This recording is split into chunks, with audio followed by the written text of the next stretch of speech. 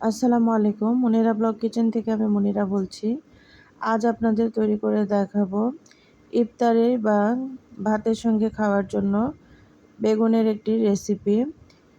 চিংড়ি মাছের পুর দিয়ে এই রেসিপিটি তৈরি করেছি বেগুনের। আশা করি আপনাদের কাছে খুবই ভালো লাগবে।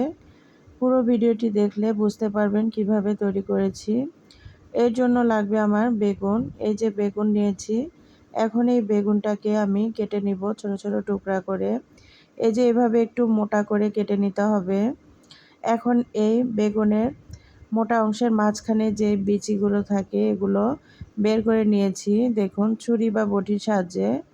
এখন এগুলোকে ছোট ছোট টুকরা করে কেটে নিয়েছি, ভালো করে ধুয়ে নিয়েছি। আর এখানে নিয়েছি পেঁয়াজ আর কাঁচামরিচ, সঙ্গে লাগছে দেশি চিংড়ি মাছ। আপনারা চাইলে বড় চিংড়ি মাছ দিয়েও করতে পারেন, তবে দেশি চিংড়িগুলো দিয়ে করলে একটু ভালো হয়। তো এখন আমি বেগুনের রিংগুলোকে উঠিয়ে রেখেছি, রেখে বেগুনের বীজগুলো যেগুলো কেটে রেখেছি, পেঁয়াজ আর কাঁচামরিচ নিয়েছি। এর সঙ্গে এখন বাদবাকি মশলা নেব, ধনিয়ার গুঁড়া, মরিচের গুঁড়া, হলুদ, লবণ আর এখানে একটা ডিম নিব। নিয়ে এখন সবগুলোকে হাত দিয়ে চটকিয়ে মেখে নিব। এখানে চাইলে আপনারা গরম মশলাও ব্যবহার করতে পারেন। তো এখন এগুলোকে হাত দিয়ে ভালো করে চটকিয়ে নিতে হবে, একটু চাপ দিয়ে এভাবে মেখে নিতে হবে, এতে করে বেগুনগুলো দ্রুত সফট হয়ে যাবে। মূলত এভাবে মাখার উদ্দেশ্য হচ্ছে বেগুনগুলোকে একদম সফট করে নেওয়া, এতে করে খুব দ্রুত রান্নাটা হয়ে যাবে। প্রথমে আমি এভাবে একটু বেগুনগুলোকে সফট করে নেওয়ার পর বাদবাকি চিংড়িগুলো দিয়ে নিব। চিংড়ি সবগুলো দিয়ে নিচ্ছি আমি, দেখুন।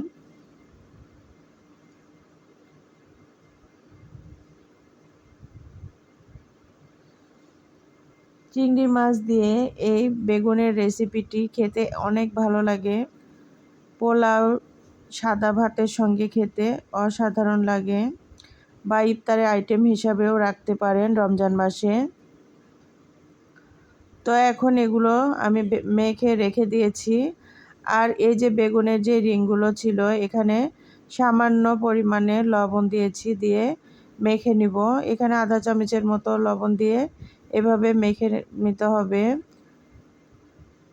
চাইলে লবণের মধ্যে পানি দিয়ে ভিজিয়েও রাখতে পারেন বেগুনগুলো। তো সবগুলো বেগুনের রিংয়ে আমি ভালো করে লবণ মাখিয়ে নিয়েছি। এখন ফ্রাই প্যানের মধ্যে আমি তেল দিয়েছি, দিয়ে এখন দেখুন বেগুনগুলোকে এভাবে একটা একটা করে দিয়ে নিচ্ছি। একদম কম তেল দিতে হবে অবশ্যই। একটু সময় নিয়ে আমি এগুলোকে জাল করে নিয়েছি। নেওয়ার পর এখন যে পুরটা রেডি করে রেখেছিলাম, সেই পুরটা আমি বেগুনের মাঝখানে এভাবে দিয়ে নিচ্ছি, দেখুন। হাত দিয়ে দিলে এটা দিতে সুবিধা হয়, এর কারণে আমি হাত দিয়ে দিয়ে নিচ্ছিলাম।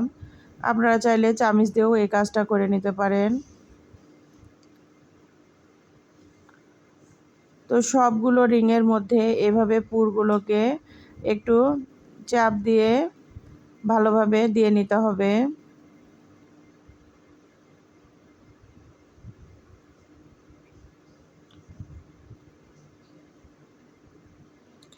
সবগুলো দেয়া হয়ে গিয়েছে। এখন আমি ঢাকনা দিয়ে ঢেকে দিলাম। কিছু সময় পর ফিরে আসলাম, দেখুন।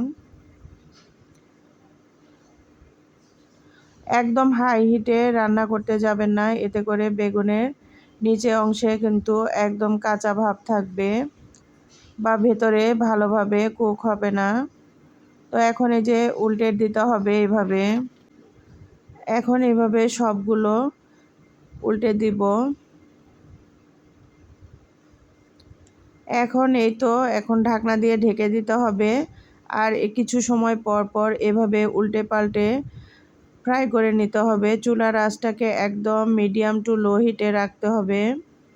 হাই হিটে এটা ভাজতে যাবেন না, এতে করে পুরগুলো বের হয়ে আসার সম্ভাবনা আছে।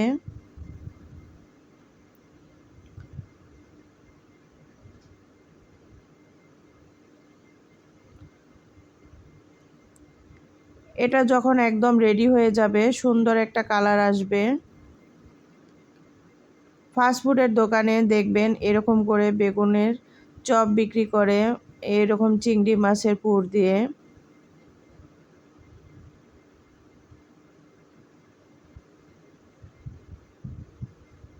এটা কিন্তু অনেক হেলদি একটি খাবার।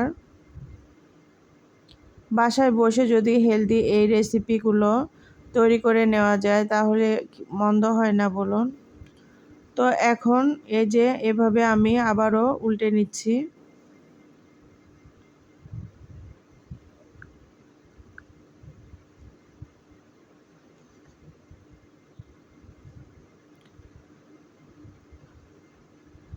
এটা ভাজতে কিন্তু মোটামুটি ভালো টাইম লাগে।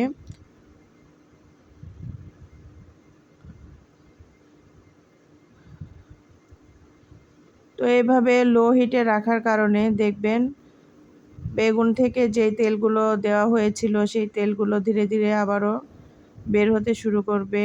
তো ওই খুব বেশি তেল দেওয়ার দরকার নেই, হাফ কাপেরও কম তেল লাগবে এই বেগুনটা ফ্রাই করতে।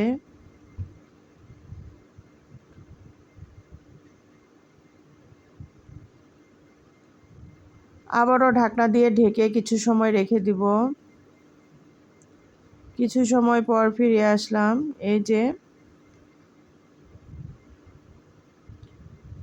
এই যে দেখুন কত সুন্দর হয়েছে। পুরগুলো কিন্তু একদম ভেতরে আছে, বাহির থেকে দেখলে বোঝাই যাবে না যে ভিতরে এত কিছু দেওয়া আছে। গরম গরম ভাতের সঙ্গে পরিবেশন করে দেখবেন, অনেক ভালো লাগবে খেতে। তো এখন ফাইনালি আমার রেসিপিটি রেডি, এখন সবগুলো উঠিয়ে নিব।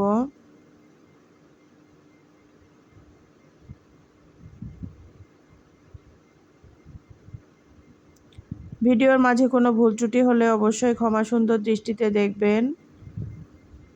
আর কেমন লেগেছে এই রেসিপিটি অবশ্যই কমেন্ট করে জানাবেন। যারা এখনও আমার চ্যানেলটি সাবস্ক্রাইব করেননি প্লিজ আমার চ্যানেলটি সাবস্ক্রাইব করে পাশে থাকবেন। আর আমার চ্যানেলে অনেক রেসিপি দেওয়া আছে, চাইলে ঘুরে আসতে পারেন। এই যে ফাইনালি আমার রেসিপিটি একদম রেডি। বেগুনের তো চিংড়ির পুর দিয়ে এই বেগুনের রেসিপিটি আপনারা অবশ্যই একদিন ট্রাই করবেন। ভালো থাকবেন, আমার জন্য দোয়া করবেন, আমি যেন আরও সুন্দর সুন্দর রেসিপি আপনাদের মাঝে নিয়ে আসতে পারি। ধন্যবাদ সবাইকে, আল্লাহ হাফেজ।